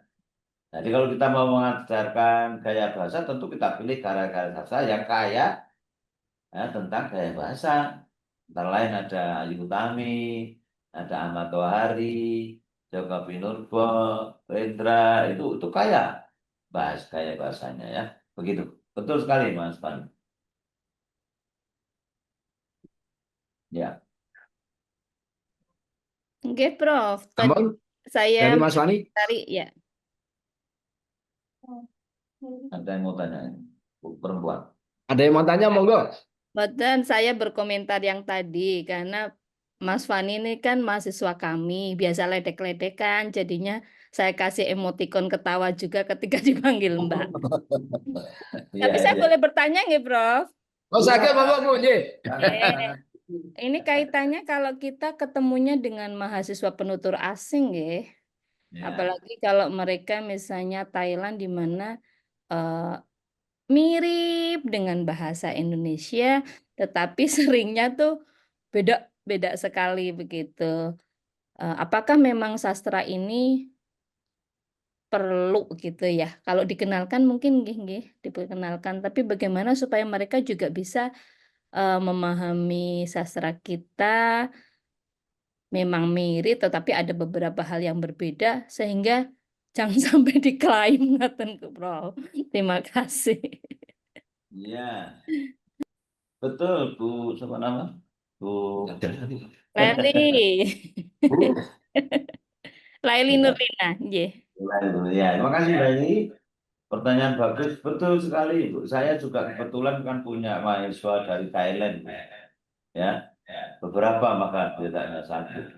Bahkan sudah ada yang lulus S1, S2 sudah lulus. Bahkan sudah yang S3, S3-nya di UNS sudah lulus. Dia juga mengkaji sastra Indonesia. Bahwa apa namanya perbedaan bahasa Indonesia dengan Thailand yang masih dalam rumpun Melayu memang ada, tapi sebenarnya tidak terlalu banyak. Namun demikian tentu bisa katakan tadi Pak bahwa bahasa sastra itu kan tataran semiotik tingkat kedua, ya. Jadi ada tataran semiotik tingkat pertama yang disebut dengan heuristik, yakni tataran kebahasaan yang masih tekstual. Dan kedua adalah tataran semiotik tingkat kedua yang disebut dengan hermeneutik yang merupakan interpretasi. Nah, untuk bisa masuk ke tingkat hermeneutik tentunya heuristik, pembacaan heuristiknya harus beres dulu. Artinya apa? Dia harus memahami dulu makna atau maksud kata, ungkapan, kalimat yang ada di dalam bahasa sastra itu. Ya, gampang seperti kita misalnya mau membaca novel bahasa Inggris, itu kita harus paham dulu dong bahasa Inggrisnya. Gitu kan. Demikian pula teman-teman dari Thailand membaca novel Indonesia, ya ternyata dia paham dulu memahami bahasa Indonesia. Nah, itu tataran heuristik. Kemudian kalau itu sudah oke, baru kita masuk ke tataran hermeneutik, yakni interpretasi. Itu yang harus dilakukan. Insya Allah dengan begitu tidak ada kendala untuk bisa menikmati, ya, dan memahami karya sastra Indonesia yang begitu kaya. Karena kita mempunyai kelebihan, ya, Indonesia ini terdiri dari pulau-pulau, ya, menyebar luas di Nusantara, sehingga begitu kaya dengan budaya. Begitu, boleh, terima kasih. Nggih, sedikit lagi nih, Prof. Berarti kalau ketika mereka rencana ini 2 orang akan masuk menjadi mahasiswanya Pak Eko Suroso nih dari Thailand. Berarti kita nggak perlu memperlakukan istimewa kan, Prof? Artinya ya mungkin secara pendampingan iya, tapi misalnya tugas-tugas dan sebagainya ya sama dengan reguler karena masuknya kan kelas reguler. Ngaten, Prof? Kalau di UMS seperti apa? Iya, kan pada dasarnya kan tidak jauh beda kok. Mereka bisa menangkap, misalnya kita berdialog, berdiskusi, berbincang, itu mereka bisa nangkap kok. Hanya mungkin kalau karya sastra ini kan bahasa teks, ya, bahasa tertulis, yang perlu mungkin mereka tentu harus juga memahami dulu teksnya itu. Kalau belum memahami kan nggak bisa. Ya, saya kira tidak perlu perlakuan khusus, Bu, di UMS sendiri biasa-biasa aja kok. Mereka bisa buat skripsi, kemudian tesis. Bahkan paling saya juga diundang di UNS itu untuk menjadi penguji eksternal, teman dari Thailand ini ternyata juga bisa bagus, nilainya juga bagus. Begitu, Bu. Matur nuwun sanget. Oke, monggo Bapak Ibu, selanjutnya kami tunggu untuk pertanyaan atau respon berkaitan dengan materi kajian stilistika. Monggo Bapak Ibu dan mahasiswa. Oke, saya tak merespon, Pak Arifin. Dalam? Saya tak merespon. Oke, monggo Pak Eko. Tentang AI tadi ini, itu memang saya akhirnya berpikir kembali ke hakikat bahwa AI itu sangat ide kan dari orang tertentu membuat AI lah. Sekarang kalau orang tertentu yang membuat AI itu dari mana? Nah, itu saya pikir, saya tafsirkan bahwa ide utama adalah Allah. Jadi Allah sendiri itu memang pertama sudah punya malaikat, makhluk yang patuh, luar biasa. Allah juga menciptakan setan gitu loh, yang dibuat tidak patuh. Kemudian dibuat manusia yang setengah setan, setengah malaikat. Nah, kemudian dimasukkan lagi ide internet. Nah, akhirnya internet dan AI ini saya tafsirkan sebagai sebuah alat untuk menggoda manusia. Apakah kita itu akan tergoda oleh internet dengan AI-nya dan medsos-medsos yang lain itu dengan media untuk pamer, atau kita tidak tergoda? Nah, tadi pertanyaan Mas Fani tadi saya juga berpikir akhirnya, bagaimana menghadapi anak didik kita yang menggunakan AI? Menurut saya, kita yang penting mengingatkan bahwa AI dan internet itu adalah alat untuk menggoda kita, untuk menghilangkan diri kita. Tinggal Anda tergoda atau tidak. Kalau tidak tergoda, Anda akan menjadi diri Anda sendiri. Kalau tergoda, Anda akan masuk dalam diri AI itu. Nah, tugas kita sebagai guru ya, kita tidak bisa ngecek. Maka dari itu tugas kita sebagai guru adalah bertanya terhadap apa yang ditulis oleh siswa-siswa kita.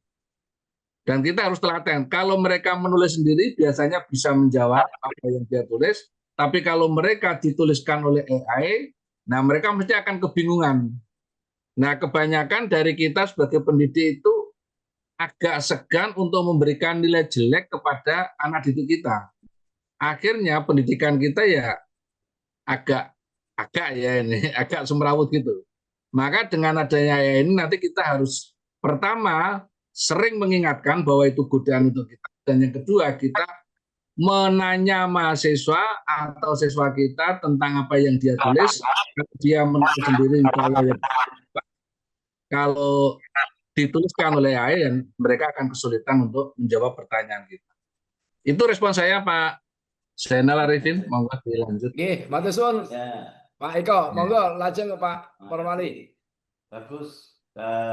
Sepakat Mas Pak Eko. Jadi intinya kita itu jangan menjadi hamba AI.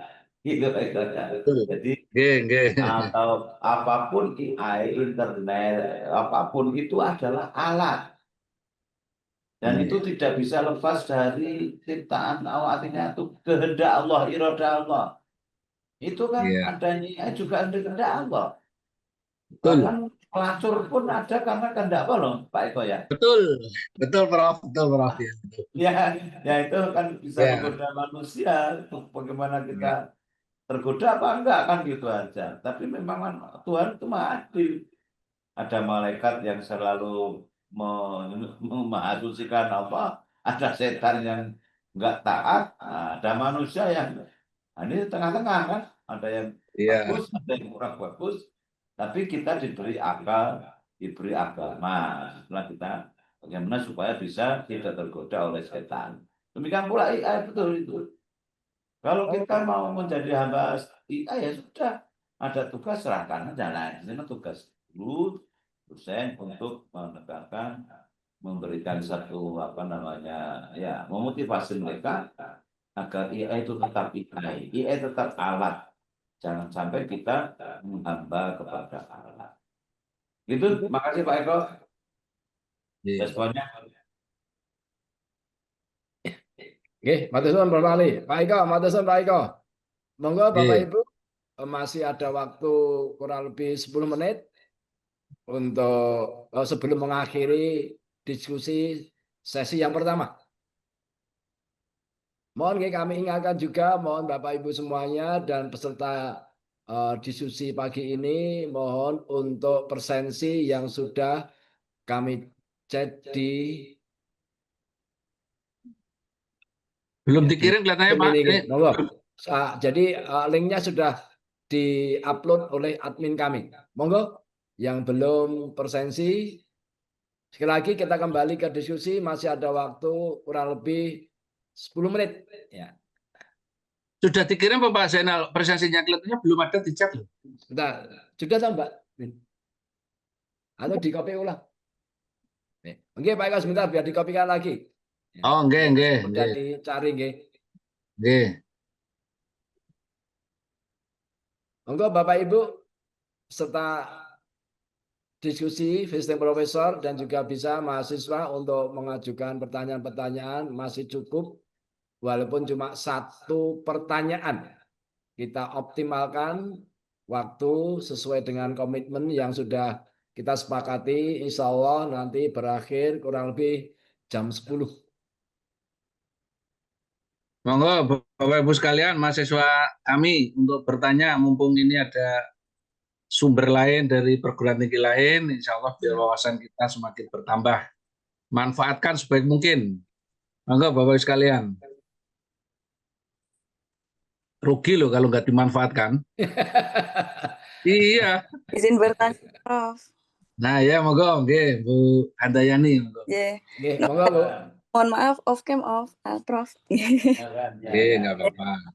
Izin bertanya, Prof, terkait dengan masalah AI, bahwa anak-anak kan memang harus dipahamkan. Tapi terkait dengan lomba ini, Prof, saya pernah berpengalaman diminta untuk jadi juri lomba menulis cerita untuk SD. Namun kami kesulitan alat pendeteksi apa agar kami tahu bahwa mereka itu benar-benar original, padahal sementara juknisnya itu tidak ada seperti tadi Pak Eko sampaikan, harus diwawancara dulu gitu. Ketika hasil ini original apa tidak, atau memakai alat AI yang tepat untuk mendeteksinya, Prof. Terima kasih. Iya. Terima kasih. pertanyaan bagus. Tadi Bu siapa? Duri. Bu ya. Iya betul Prof, betul.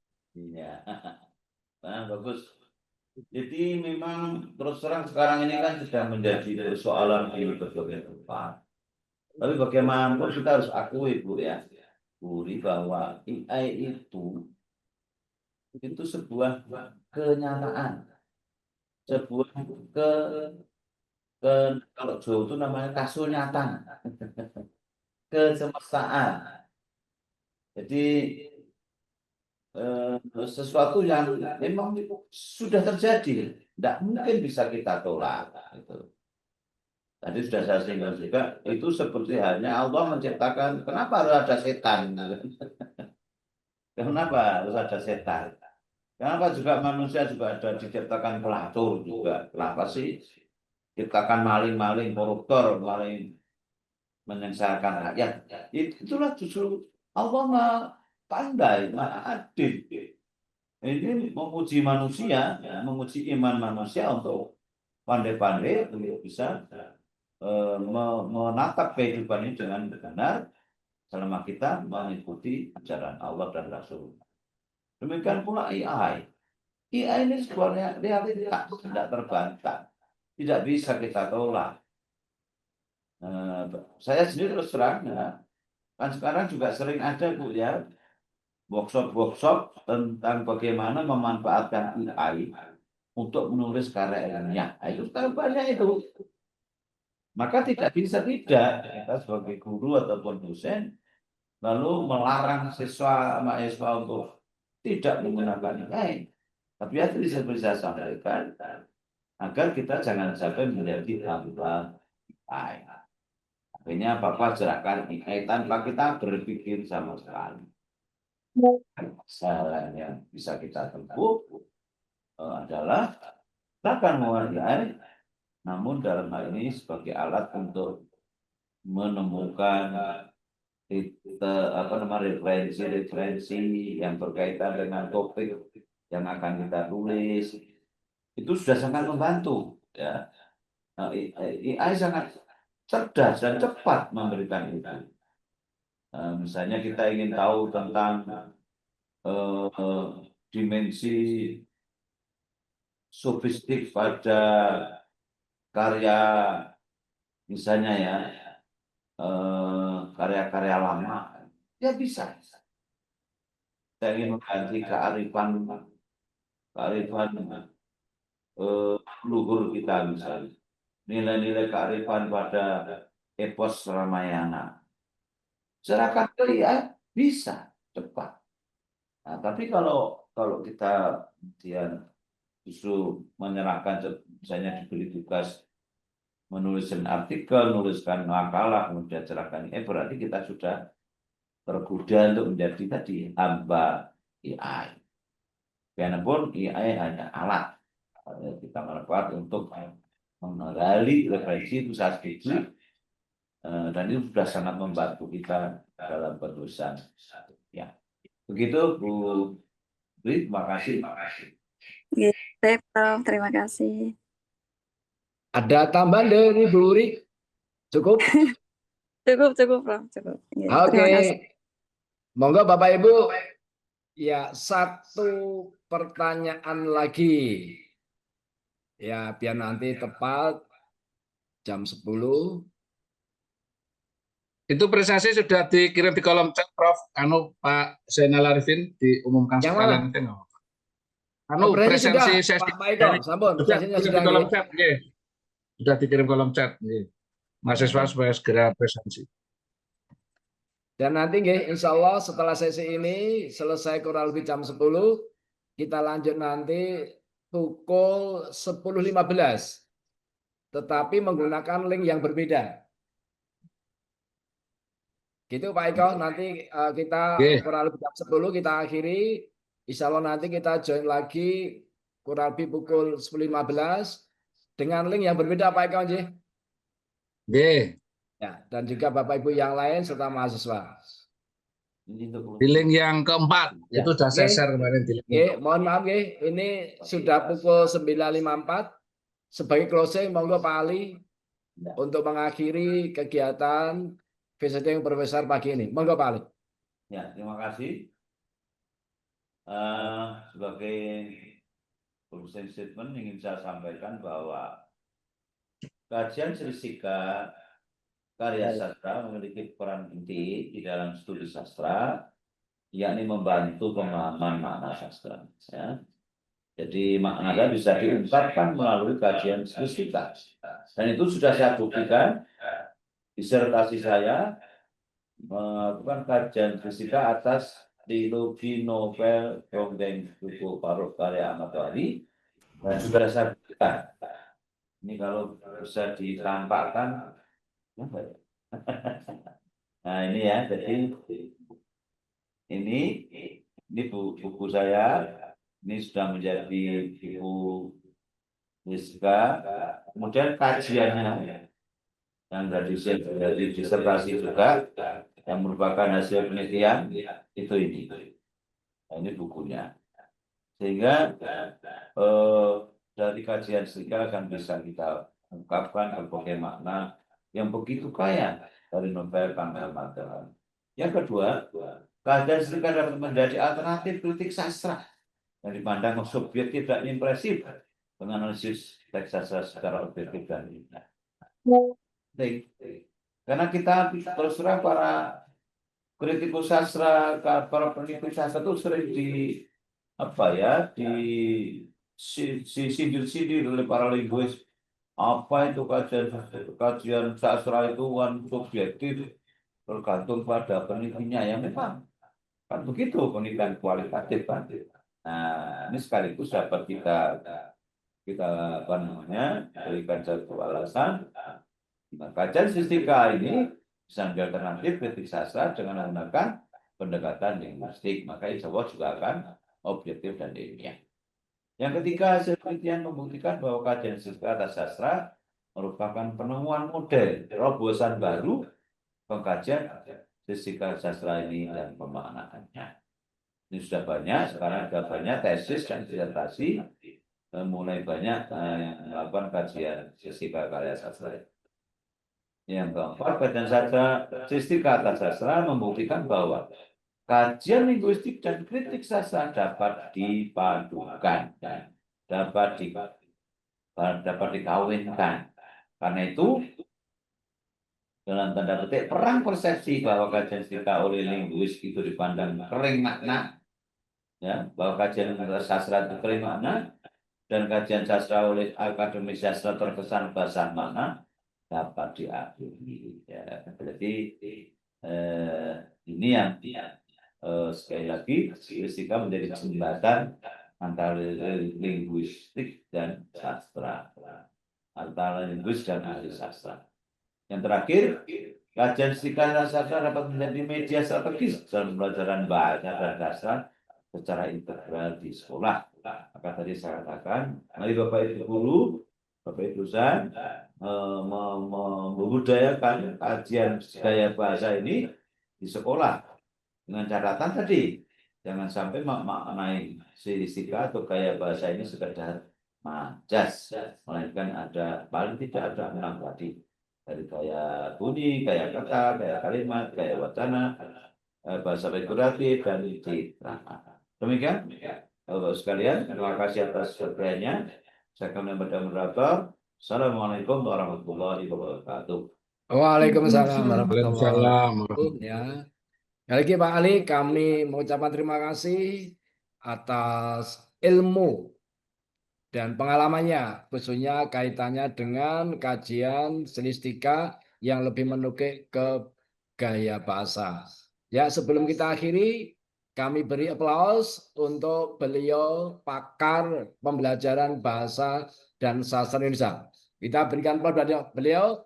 Ya, terima kasih Pak Ali. Sekali lagi kami mohon maaf ya, sebagai moderator masih banyak kekurangannya. Kita akhiri bersama kegiatan sesi ini dengan membaca hamdalah. Alhamdulillahirrahmanirrahim. Ya, mohon nggih, walaupun sudah kita tutup, mohon untuk kita foto bersama Pak Eko dengan Arifin Pak Eko dan Pak Adi dan Bapak Ibu yang lain serta teman jenengan Pak Eko. Itu Pak Arifin, itu Pak Direktur, Pak Dr. Kuntoro sudah masuk. Iya. Barangkali ada sepatah dua patah kata yang mau disampaikan. Pak Kuntoro. Selamat bertemu Pak. Assalamualaikum warahmatullahi wabarakatuh. Teman Yang saya hormati Bapak Oke, selamat pagi Dr. Pak Ali. Kuntoro. Ngapunten Pak Kuntoro. Ya, saya ulangi Pak.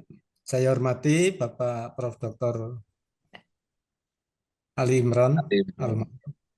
Ya, tadi sebagai penyaji makalah, penyaji materi pada acara visiting professor.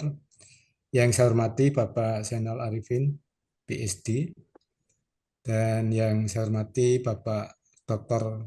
Eko Suroso, ini yang setia menemani Bapak Ibu semuanya di kegiatan ini.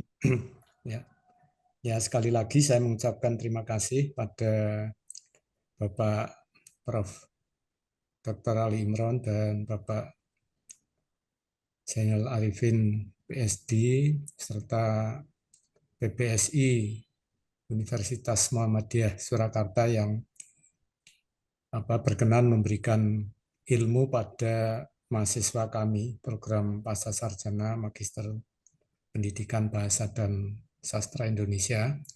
Sekali lagi ini satu penghargaan yang diberikan kehormatan ya bagi kami para profesor di PPSI Universitas Muhammadiyah Purwokerto dan juga Bapak PhD, dokter yang lain yang tadi berkenan untuk membawa mahasiswa kami pada peningkatan ilmu pengetahuan baik di bidang pendidikan bahasa dan sastra Indonesia, kemudian bidang linguistik dan juga bidang sastra. Ya. Sekaligus tadi sekali lagi saya menyampaikan terima kasih yang sebanyak-banyaknya dan mohon maaf apabila mahasiswa kami di dalam mengikuti kegiatan ini ada sesuatu yang kurang berkenan, saya mohon maaf yang sebesar-besarnya. Terima kasih. Saya kembalikan pada Pak Eko Suroso. Assalamualaikum warahmatullahi wabarakatuh. Waalaikumsalam warahmatullahi wabarakatuh. Terima kasih Pak. Ya, terima kasih Pak Dr. Kuntoro. Bapak Ibu sekalian, saya ingatkan sekali lagi bahwa link presensi sudah dikirim melalui chat Zoom ini. Silakan untuk diisi. Untuk nanti Zoom akan ditutup dan beralih ke link Zoom yang keempat ya, yang dari kemarin Sasar kan ada 1, 2, 3, 4. Nah, ini yang 4 nanti. Nanti yang Pak Dipa nanti yang akan mengisi. Ya. Ini monggo saya ingatkan sekali lagi untuk presensi. Foto dulu Pak Eko. Oh, oke, foto.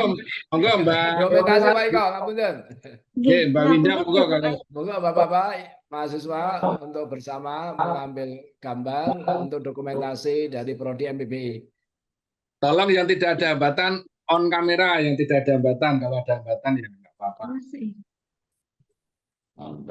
Amin. Semuanya menghadiri on kamera untuk pengambilan gambar. Seperti itu saya hitung mundur 3, 2, 1. Untuk slide kedua 3, 2, 1. Menulis salam literasi lagi seperti yang kemarin, Bapak Ibu. Oke, semuanya 1, 2, 3. Slide kedua lagi salam literasi 1, 2, 3. Baik, terima kasih. Itu Bapak Ibu semuanya, mahasiswa terima kasih. Insya Allah nanti kita bergabung kurang lebih jam 10.15. Ya, sampai berjumpa nanti untuk di link yang berbeda Pak Eko. Nggih, Pak Zainal Arifin. Nggih, Bapak Ibu, sudah nggih untuk presensi beres semua ya. Semua beres, jangan lupa. Kalau lupa nanti sertifikatnya tidak bisa terkirim ke email. Gitu nggih. Nggih, saya kira dari saya cukup sekian. Assalamualaikum warahmatullahi wabarakatuh. Sampai ketemu nanti 10.15 di link Zoom yang keempat. Nggih. Matur nuwun. Sehat, Bu.